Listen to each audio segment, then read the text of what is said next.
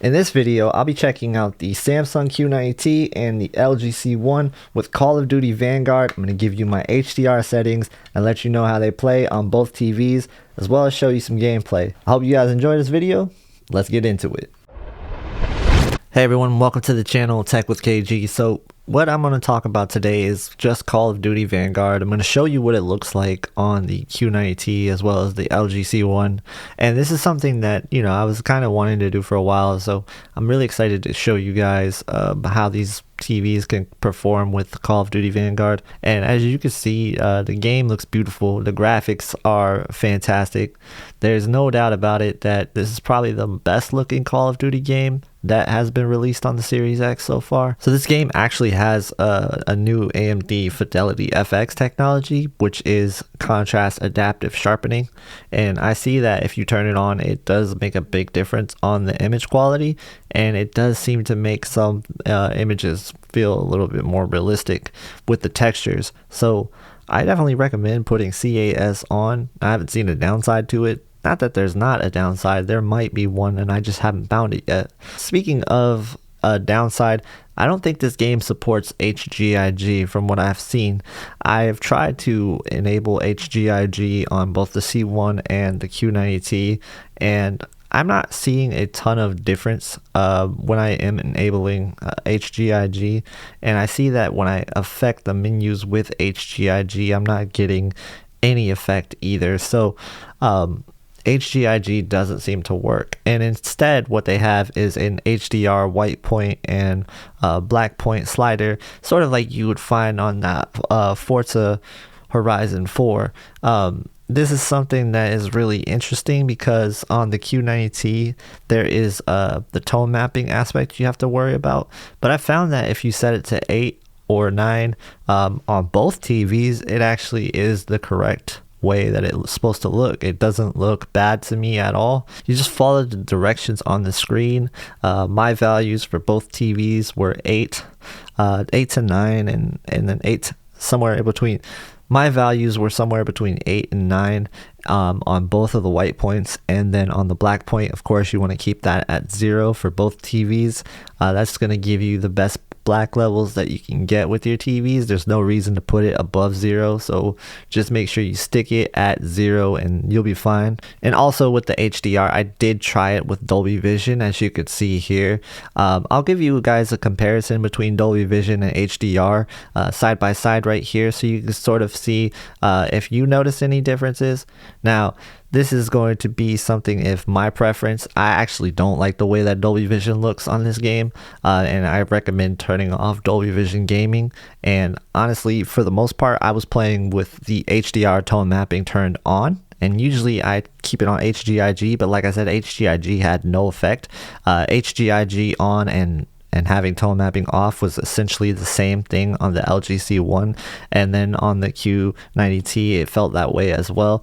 So I do think that there's definitely a reason not to use Dolby Vision Gaming here.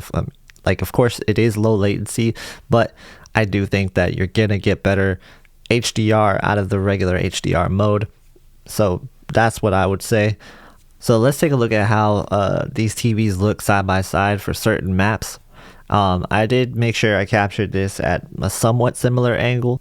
As far as which TV felt and looked better, honestly, I did feel like the C1 felt better in playing multiplayer. I've always felt that the OLEDs were feeling better for first-person shooter games. And what's great about having, an OLED is you're going to be able to avoid having the smearing, and then also the DSE when you're panning the skies or panning around with your in a first-person shooter. I did notice a huge flaw with my Q90T playing this game. My Q90T has some pretty bad DSE, and it really does show up on a game like this when you're scanning through the skies, and even when you're on a lighter playing field, it will show up a lot more, and it is kind of annoying to see. It's not as bad as it looks on video, I'll say that. So if you are seeing it on video, it's definitely looking worse than it is in person. And I want to say that you're probably going to get this effect with most LCDs. I haven't seen an LCD TV that didn't have DSE. It's just a matter of how bad is it and if it's going to bother you. So I just wanted to showcase this game on both of these TVs, let you see what I think.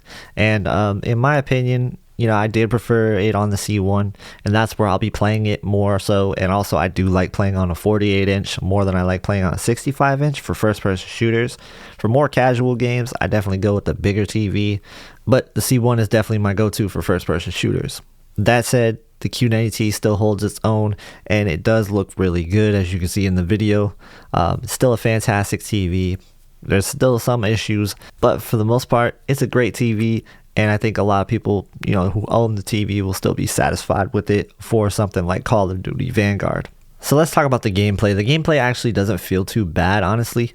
It feels a little bit better than Call of Duty Black Ops. In my opinion, it does feel faster.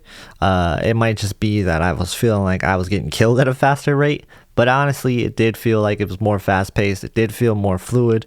Performance-wise, I think that there is some hiccups in single-player that I've noticed when the CAS was on. And also when it was off, I've seen the same sort of hiccups. It seems like the frames dropped a couple times.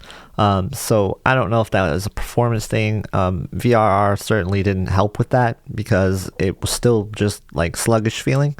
So I do think that that's just something that they'll have to clean up in certain areas of the game. For multiplayer, I didn't find any issues. It was very smooth. 120 frames per second was super smooth, and I didn't have any hiccups or anything where I would need to turn on VRR. So I feel like if you're getting this game and you have a Sony TV and you're worried about not having VRR, I think you'll be fine, because I haven't felt the need to engage VRR on this title. So that's just something I wanted to note in there. So as far as my settings go, I think a lot of this is going to be your personal preference. So you have some of the motion blur. I elect to turn that off. I'm not a big fan of it. Same thing with the depth of field in multiplayer. Not a huge fan of it either. I end up turning that off. You don't have to follow my settings on that side. That's definitely just a preference setting. And then, like I said, I showed you what the HDR points should be at, most likely. And I could be wrong. Vincent could come out with a video and totally have different values. And also, I did test to see if raising everything up would make the game look brighter and have a higher black floor, and indeed it did. So I think this is kind of telling that the game doesn't support HDRG to my knowledge. Maybe I'm wrong there, but I'm okay with saying that it doesn't for now until somebody proves otherwise. And if it is, well, then I was wrong. Overall, my experience firsthand with this game so far is pretty good. I haven't played as much multiplayer as I'd like yet, but hey, if you guys ever want to hop on and play some multiplayer with me, you know where to add me at, and maybe I'll catch you online sometime. So what do you guys think of Call of Duty Vanguard? And do you like videos like this? Let me know in the comments below. Also, if you want to see more videos like this in the future, be sure to subscribe and check out some of the TV reviews that I did right here. If you guys are buying Call of Duty Vanguard from Amazon, or if you're buying anything else from Amazon, please use the affiliate links in the description below. I appreciate you guys so much for doing that. Thank you guys so much for watching. Have a great day, and I'll see you in the next one.